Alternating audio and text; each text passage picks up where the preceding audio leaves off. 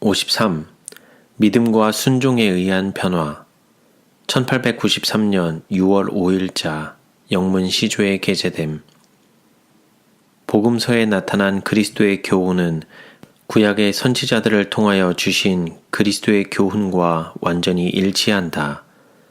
사도들이 신약시대에 주님의 기별을 전한 것만큼 선지자들도 구약시대에 그리스도의 사자들을 통하여 말하였으며 저들의 교훈 가운데는 서로 반대되는 것이 없다. 그러나 사단은 지금껏 활동하고 있으며 하나님의 말씀을 무력하게 하기 위하여 불의한 모든 속임수로 아직도 맹렬히 활동하고 있다. 그는 단순하고 분명한 것을 마치 신비한 것처럼 꾸며 보이려고 노력하고 있다. 그는 이러한 일에 노련한 경험을 가지고 있다. 그는 하나님의 성품을 잘 알고 있으며 그의 교활한 계책으로 세상을 사로잡고 있다. 죄가 세상에 들어오게 된 것은 하나님의 말씀을 무력하게 만들므로써였다. 아담은 사단의 거짓말을 믿었으며 하나님의 품성을 그릇되게 나타내는 사단의 유혹에 넘어가므로 아담의 생애는 변화되었고 망쳐진 바 되었다. 아담은 하나님의 계명을 불순종하였으며 주님께서 그에게 하지 말라고 하신 바로 그 일을 행하였다. 아담은 불순종으로 말미암아 타락하였다. 그러나 만약 그가 시험을 견디고 하나님께 충성하였다면 이 세상에 재앙의 수문이 열리지 않았을 것이다.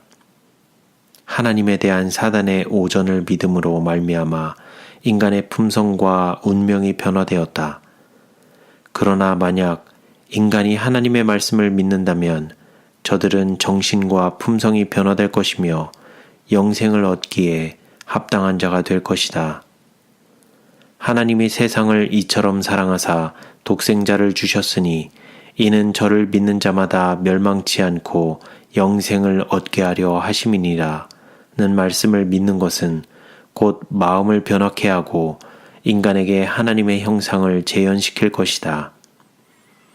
오늘날의 많은 사람들이 그러한 것처럼 바울도 회개 이전에 유전적인 경건성에 매우 독선적인 자부심을 가지고 있었다.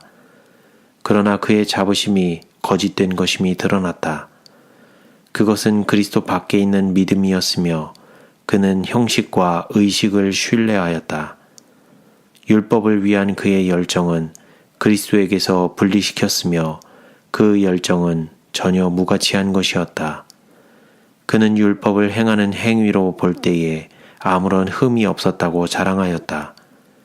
그러나 그는 율법을 가치 있게 만드신 그리스도를 부인하였다. 그는 자기가 옳았다고 자신만만해하였다. 바울은 나도 나사렛 예수의 이름을 대적하여 범사를 행하여야 될 줄 스스로 생각하고 예루살렘에서 이런 일을 행하여 대제사장들에게서 권세를 얻어가지고 많은 성도를 옥에 가두며 또 죽일 때에 내가 가편투표를 하였다고 말하였다. 바울은 한동안 매우 잔인한 일을 하면서 자기는 하나님을 섬기는 일을 하고 있는 줄로 생각하였다.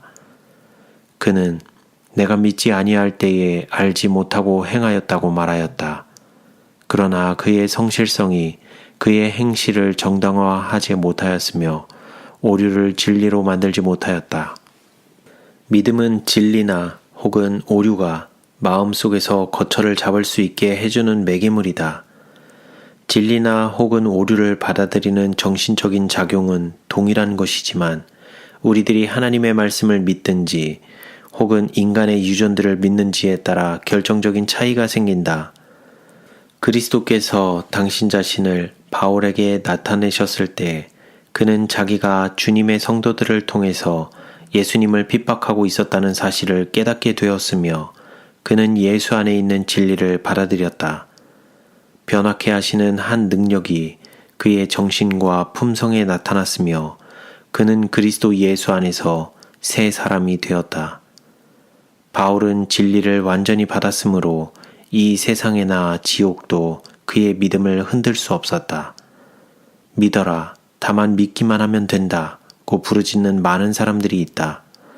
그대들이 무엇을 믿어야 하는지 저들에게 물어보라. 그대들이 하나님의 거룩하고 의롭고 선한 율법에 대하여 사단이 꾸며낸 거짓말들을 믿어야 할 것인가? 하나님께서는 당신의 율법을 무력하게 하시기 위하여 당신의 위대하고 보배로운 은혜를 사용치 않으시며 오히려 당신의 율법을 완전케 하시기 위하여 그 은혜를 사용하신다. 과연 바울은 어떠한 결정을 내렸는가? 그는 그런즉 우리가 무슨 말을 하리요? 율법이 죄냐? 그럴 수 없느니라.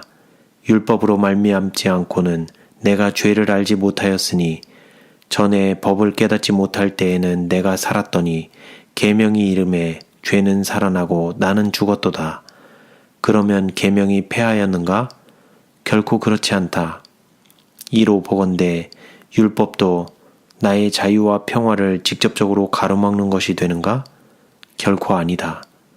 거룩하며 계명도 거룩하며 의로우며 선하도다 라고 말하였다.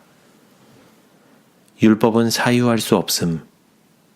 바울은 율법 가운데 율법을 범한 자를 용서할 권세가 없다는 사실을 깨달았다. 율법의 행위로 그의 앞에 의롭다 하심을 얻을 육체가 없나니 율법으로는 죄를 깨달음이니라.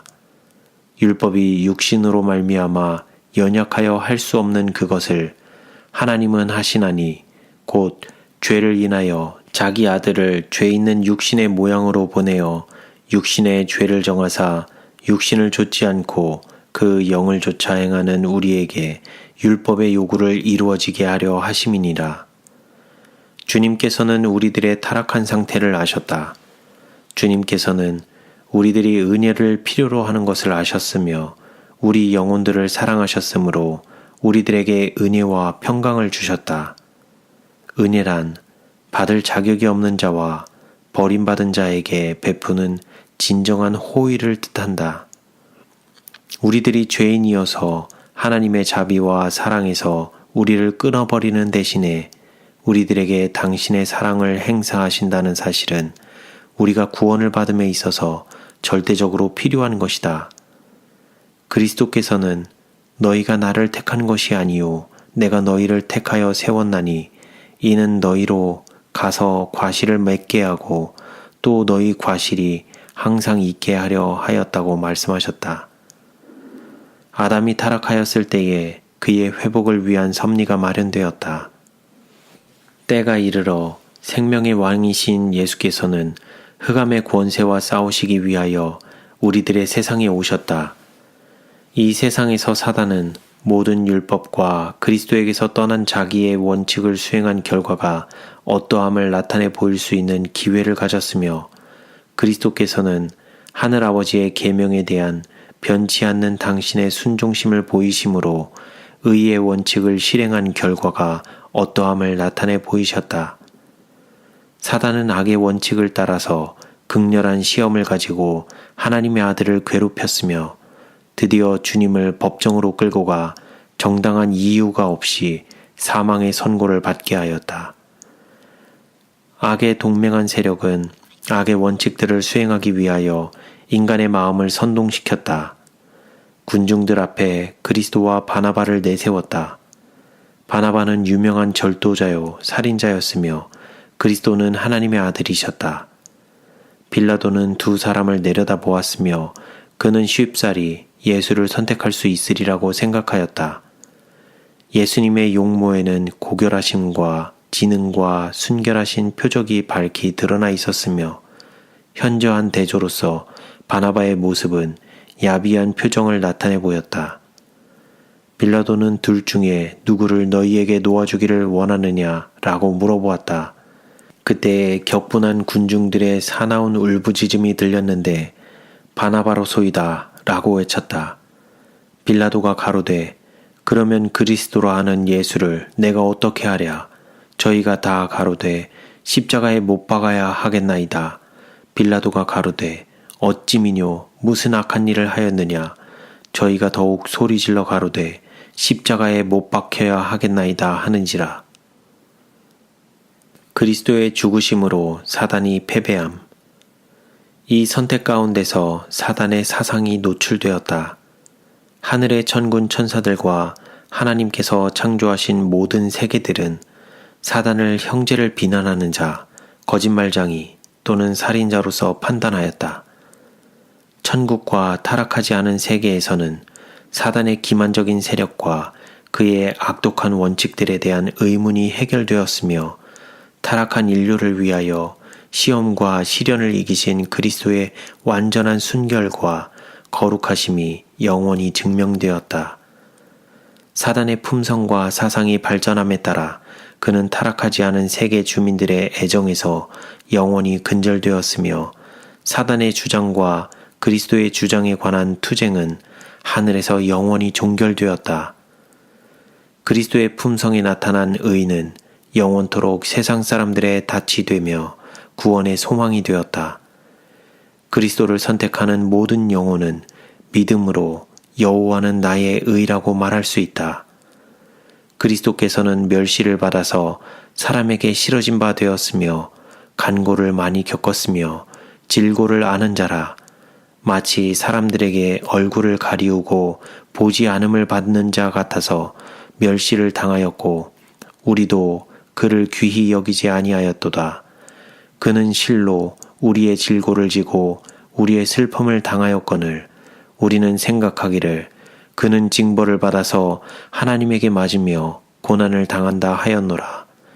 그가 찔림은 우리의 허물을 인함이요 그가 상함은 우리의 죄악을 인함이라. 그가 징계를 받음으로 우리가 평화를 누리고 그가 채찍에 맞음으로 우리가 나음을 입었도다. 그리스도의 의와 하나님의 율법은 분리할 수 없다. 예수님 안에서 자비와 진리는 서로 만나며 의와 화평은 서로 입맞춘다. 주님의 생애와 품성으로서 하나님의 품성을 나타낼 뿐만 아니라 인간의 가능성을 알려주고 있다. 그분께서는 하나님을 대표하신 분이었으며 인류의 모본이시였다. 주님께서는 인간의 믿음과 신성이 연합할 때에 인간이 어떻게 될 수 있는가를 온 세상에 증거해 보이셨다. 하나님의 독생자께서는 친히 인간의 성품을 취하셨고 이 세상과 하늘 사이에 당신의 십자가를 세우셨다. 이 십자가를 통해서 인간이 하나님께 가까이 나아갈 수 있게 되었고 또한 하나님께서 인간에게 가까이 접근할 수 있게 되었다. 십자가에서 공의가 만족함을 입었으므로 공의는 그 높고 두려운 위치에서 내려왔으며 하늘의 천군 천사들과 거룩한 무리들은 십자가에 가까이 이르러 경건하게 머리를 숙였다. 오직 십자가를 통해서만 죄인은 죄의 본거지로부터 떠날 수 있으며 악의 동맹한 세력에서 벗어날 수 있고 매번 십자가에 접근할 때마다 그의 심령은 순화되고 그는 참회하는 마음으로 하나님의 아들을 십자가에 못 박은 것은 나의 죄였다고 외치게 될 것이다. 그는 십자가에서 자신의 모든 죄들을 버리게 되며 그리스도의 은혜를 통하여 그의 품성이 변화된다. 구세주께서는 죄인을 티끌에서 일으키사 성령의 지도 밑에 두신다. 죄인이 구세주를 바라볼 때에 그는 소망과 보장과 기쁨을 찾게 된다. 믿음은 사랑하는 마음으로 그리스도를 붙잡는다. 사랑으로 역사하는 믿음은 영혼을 순결케 한다.